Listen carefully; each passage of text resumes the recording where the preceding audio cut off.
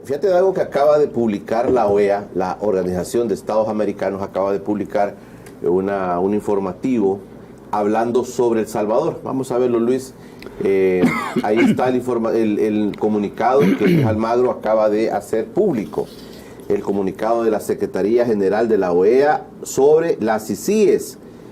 Está fechado este día. La Secretaría General de la OEA lamenta profundamente el comunicado de prensa del Ministerio de Relaciones Exteriores de El Salvador de fecha 4 de junio de 2021, por el cual rompe el acuerdo de la Comisión Internacional contra la Impunidad en El Salvador, CICIES. El gobierno de El Salvador comunica que rompe el acuerdo de comisión de la CICIES, así como las razones expuestas en dicho comunicado. El comunicado señala que la decisión obedece a que la Secretaría General de la OEA contrató como asesor al alcalde del Partido Arena, exalcalde del Partido Arena, Ernesto Mason, procesado jurídicamente desde 2016 por diversos crímenes, y que la CICIES fue creada para luchar contra la corrupción e impunidad y no para promoverlas. La Secretaría de la OEA se siente en el deber de informar lo siguiente. El señor Ernesto Mason, dice la OEA, no fue contratado como dice su comunicado, sino que solamente se le hizo un ofrecimiento en su momento por un contrato honorario, aunque este contrato nunca se firmó. B. Previo a hacer público el ofrecimiento, el Ministerio de Relaciones Exteriores fue notificado al respecto y en ningún momento hizo saber ninguna discrepancia respecto a la posibilidad de realización del mismo. C. Como es obvio, más que obvio, elemental conocimiento de derecho diplomático y práctica diplomática, ni aún la contratación hubiera dado al señor Ernesto Mason inmunidad ante tribunales salvadoreños, mucho menos impunidad. Semejantes errores argumentales son inadmisibles desde todo punto de vista, dice la OEA, le dice al gobierno de El Salvador. Semejantes errores argumentales, o sea, lo que está argumentando el gobierno, son inadmisibles desde todo punto de vista. Debe quedar claro que el señor Mason no tuvo, no tiene y no tendrá un contrato en la organización.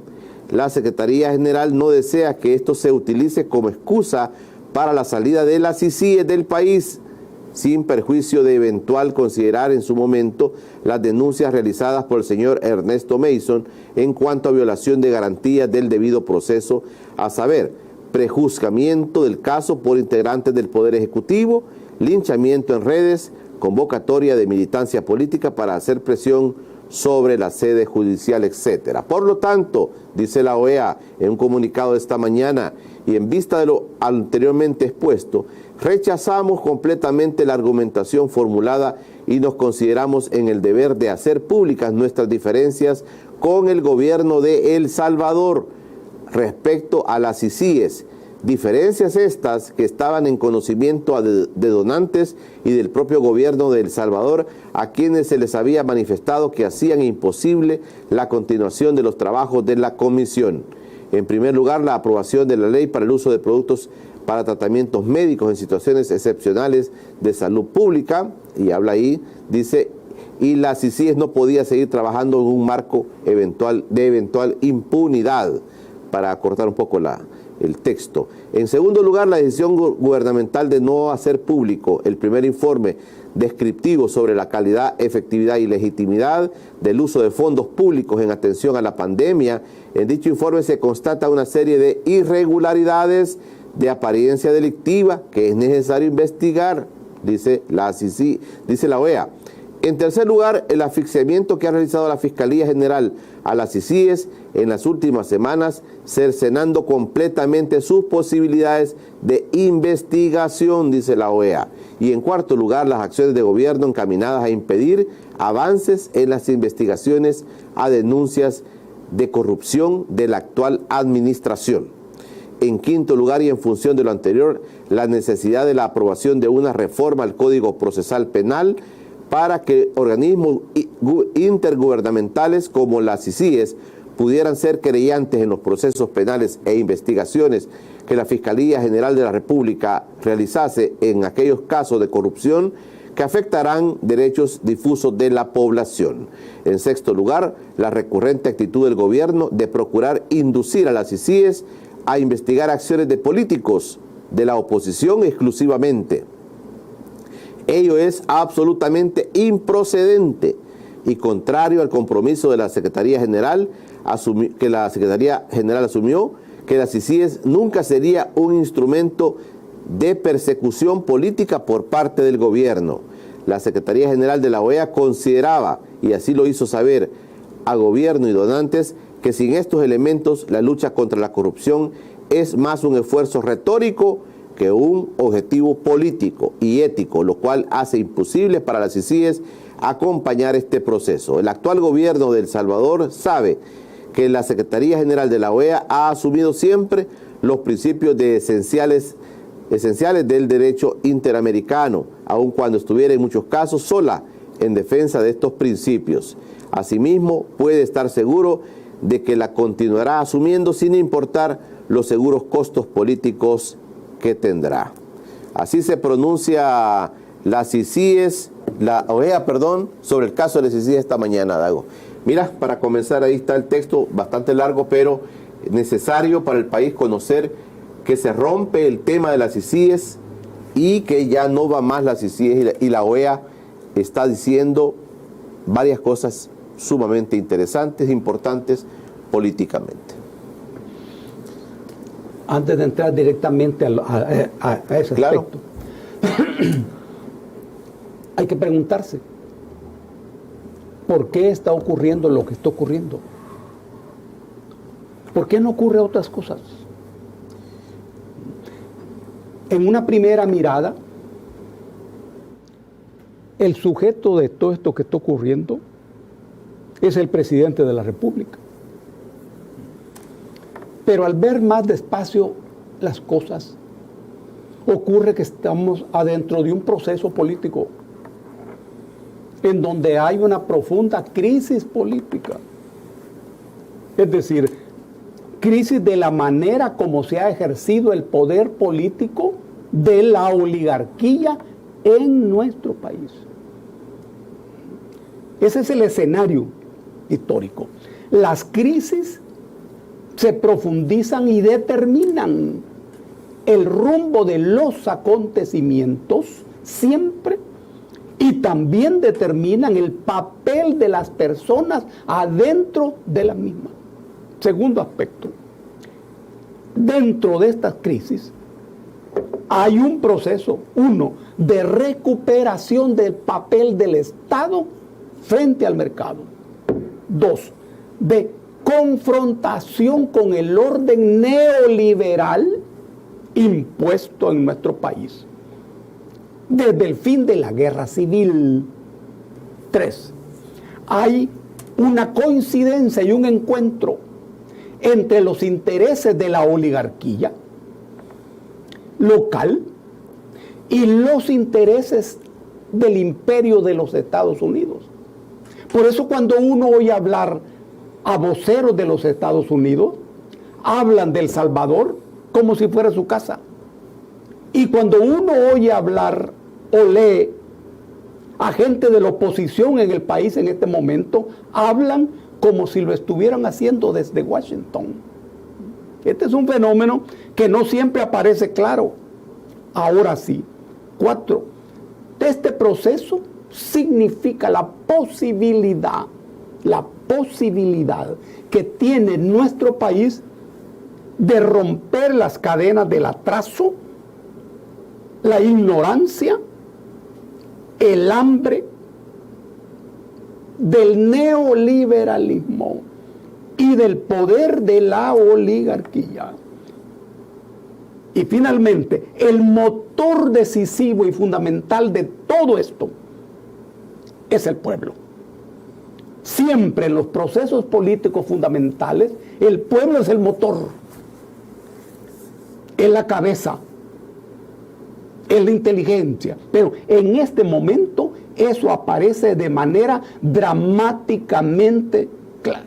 Mira, Dago, para puntualizar un poco, está diciendo el elemento presidente Bukele, oligarquía, Estados Unidos y pueblo.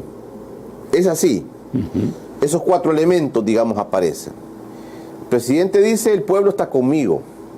Unís ahí pueblo, presidente. Quedamos la oligarquía y queda ahí Estados Unidos. Oligarquía con el gobierno o oligarquía buscando sus intereses y Estados Unidos buscando los propios. Porque se está diciendo oligarquía ya se unió con el gobierno que dice que el pueblo lo apoya. La oligarquía se hace sentir, sin esta oligarquía de la que tú nos has ilustrado tanto, está ahí presente, está patente, vive. ¿Y dónde está?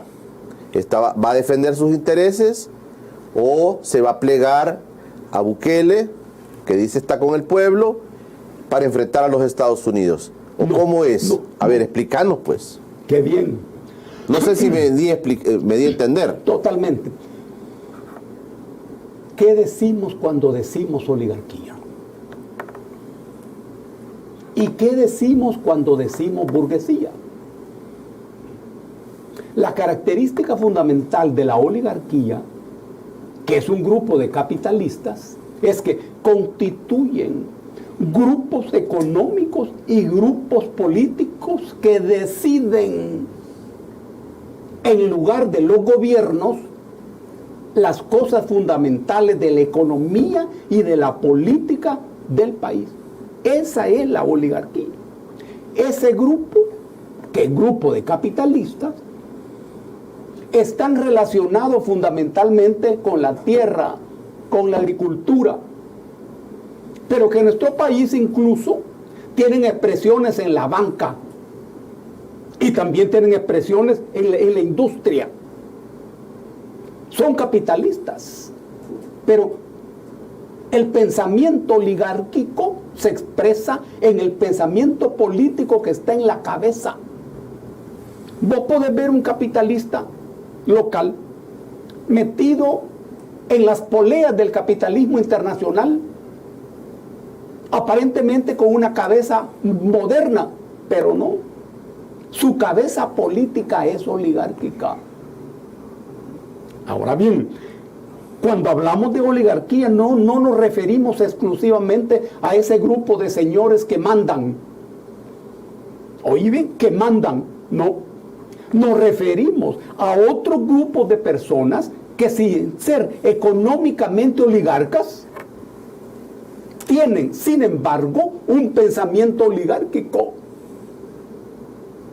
Son grupos de intelectuales, grupos de profesionales, que no están de acuerdo en el desmontaje del poder de la oligarquía, porque ellos en su cabeza son oligarcas, aunque económicamente no lo sean. Pero también esos grupos expresan los intereses de los Estados Unidos. Es cierto, en rigor, los intereses de la oligarquía local y los intereses de Washington son diferentes. Al fin y al cabo, Estados Unidos es un imperio en decadencia, pero un imperio al fin. Sin embargo, en esta crisis, los intereses de la oligarquía y los de Washington están uno adentro de otro. Cuando Washington habla por esa oligarquía. Habla en nombre de esa oligarquía por una razón fundamental. Porque si el país va a avanzar hacia un momento diferente de respirar, hay que desmontar el neoliberalismo. Y el neoliberalismo es el gran invento de Washington, impuesto a nuestro país desde que terminó la guerra civil. Y es lo que le ha dado a Washington la posibilidad de empobrecer al país. Y la posibilidad de que el país mande millones de personas a los Estados Unidos. Y hoy Washington usa la inmigración como un recurso político y como un factor de amenaza. ¿A qué le debe Washington ese favor? al modelo económico neoliberal. Por eso es que la oligarquía y Washington están en la misma taza, mira. Mira, Dago, pero ¿cómo entender eso del desmontaje del neoliberalismo? ¿Cómo entenderlo eso si aquí en este país no cambia nada, Dago? Tú mismo nos has dicho aquí que este país no ha comenzado, que este gobierno no ha comenzado ninguna transformación profunda, ni en el plano educativo, ni en el plano social, ni en el plano económico. No se le ve cuál es el pensamiento claro de este gobierno. Correcto. Nos meten con temas como el subsidio, hoy sale con la moneda del Bitcoin, pero transformaciones en este país, Dago, no se ven. ¿Cómo entonces puedes hablar de desmontaje del sistema neoliberal? Si la oligarquía en este país está tranquila, Dago. No sé si tú ves esa tranquilidad de la oligarquía nacional. Aquí no hay inquietudes contra el presidente Bukele, contra lo que está haciendo o no haciendo. La oligarquía está tranquila, Dago. ¿No lo ves así, Dago? Eso que ha planteado Julio es correcto. Y en el cerebro de nosotros, en el cerebro político de cada quien, porque somos inteligentes, hay que establecer varias cosas. Uno, el cambio. Y dos, la transformación. Y tres, la mutación. Cuando hablamos de cambio estamos hablando de algo cuantitativo. Cuantitativo. Algo superficial. Pero que se va aproximando a la transformación. La transformación es cualitativa. Y va de abajo para arriba y de adentro para afuera. Claro. Y es diferente la transformación. ¿Qué es lo que está ocurriendo en este momento en el país? ¿Es una transformación? ¿Y es una transformación profunda? No. Y sin embargo, mira la reacción. Pareciera, oyendo a Washington y oyendo a los oligarcas locales y a sus grupos de intelectuales, pareciera que estuviéramos frente a una revolución. Y aquí estamos diciendo, no, son cambios. Pero ellos no lo miran así y no lo entienden así. Y hacen bien. Porque lo que se está haciendo es cambiando las reglas del juego y organizando el Estado de otro modo. Por ejemplo, cuando se cambia la representación en más de 20 entes autónomos, allí se está cambiando el juego, alterando el control de la oligarquía sobre el Estado. Estos están hablando hoy de dictadura. Y están hablando hoy que se quiere controlar todo. ¿Qué significa lo que ha aparecido públicamente? El control del mercado neoliberal sobre el Estado, sobre ese conjunto de instituciones autónomas del Estado. Y vos te preguntas, ajá, ¿y quiénes mandan en el Estado? Ellos. Eso no es un tema de fondo, no. Es un tema de forma. Allí hay un proceso de construcción de un nuevo poder político. Cuando se anuncia el uso del Bitcoin, por ejemplo, y esa es una simple medida económica, es una ocurrencia aislada, no. Es que el país tiene una vulnerabilidad inmensa ante el imperio. Y es que la moneda que circula es el dólar. Entonces, la posibilidad del imperio de estrangularnos es extraordinariamente fácil. Extraordinariamente fácil. El imperio huele, así como la fiera huele a la presa en lo profundo de la selva. Huele que hay problemas y que hay dificultades. Y El imperio estadounidense, como todos los imperios, no entiende de diplomacia, ni entiende de inteligencia, entiende de fuerza. Y hay que pensar en que van a tirar un cerco económico, ¿cómo no?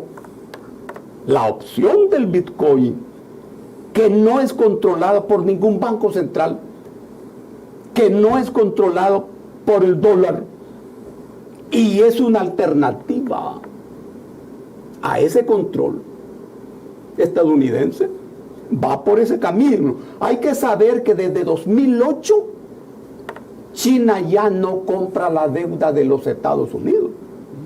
Y eso ha abierto en la economía estadounidense un gigantesco hueco. Estados Unidos sigue imprimiendo moneda, imprimiendo dinero, sin base material. Oí bien esto, sin base material, sobre todo en el escenario de manejo de la pandemia. La medida del Bitcoin lleva a la construcción de posibilidades del país de escapar de los dientes de esa fiera. ¿Y cuántos países usan eso, Dago? En este momento no sé, no lo sé. Nadie lo usa. Sí. ¿Cómo no? Hay una franja de la economía planetaria poderosa que está usando esto. Y hay un bloque del intercambio mercantil planetario que también está trabajando con ese tipo de moneda. ¿Tú le ves seriedad a ese tema? Por supuesto. Y tiene lógica ante la necesidad del país de prepararse